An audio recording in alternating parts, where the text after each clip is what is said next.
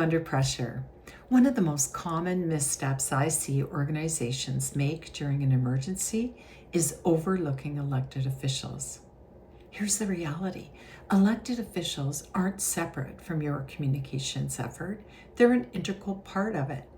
Whether they're members of council, the mayor, reeve, chief, board chair, they're almost always the people that residents recognize and turn to first. So if they aren't informed, that's when confusion, frustration, and inconsistent messaging can begin. The good news, it's entirely preventable.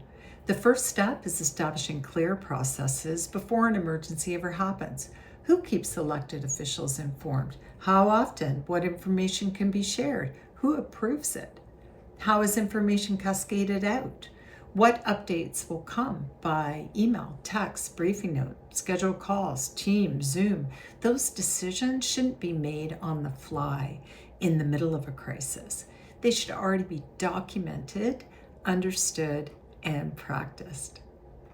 The second piece is clarifying media roles. Not every elected official should be out speaking to the media on every incident. In local government, the organization's principal spokesperson is almost always the mayor, reeve, chief, or board chair. And their role is to reassure affected residents, to speak to organizational response and interagency coordination and collaboration. They'll work really closely with first responders, so that could be the incident commander, fire chief, police chief, or maybe the emergency operations center director. And those individuals will typically speak to the emergency response itself. So what's happening on the ground currently, what the conditions are, what the future forecast is.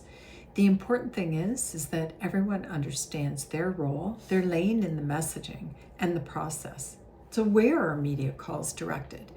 Do they go to the information team, to the EOC director, to the incident commander? Those questions shouldn't be left to chance.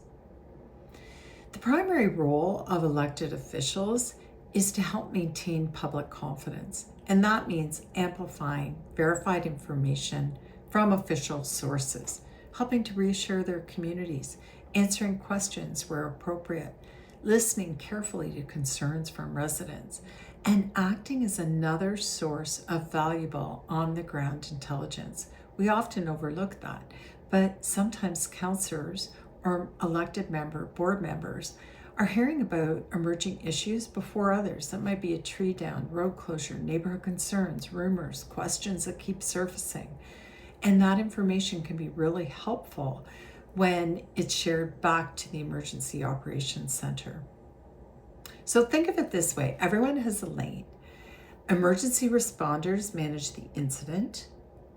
Communicators, the information team, they work with the EOC director or the incident commander to manage information. Elected officials provide leadership, reassurance, and connection to the community. And when everyone understands and respects those roles, the entire response becomes stronger and more unified. So if you're looking for one meaningful thing to do this year, don't wait for the next emergency. Develop an elected official communications protocol. Make it part of your emergency management plan. Practice it during exercises and include elected officials in the appropriate elements of your training program. Give them opportunities to ask questions before the pressure is on. Because when those relationships are already in place, people know what the expectations are, everyone performs better when it matters the most. I'm Wynna Brown from Adriane Brown Group. Thanks so much for joining me for Under Pressure. If you'd like more practical communications insights, subscribe for future episodes or reach out to learn how we help organizations build stronger communications when pressure is on. Thanks so much.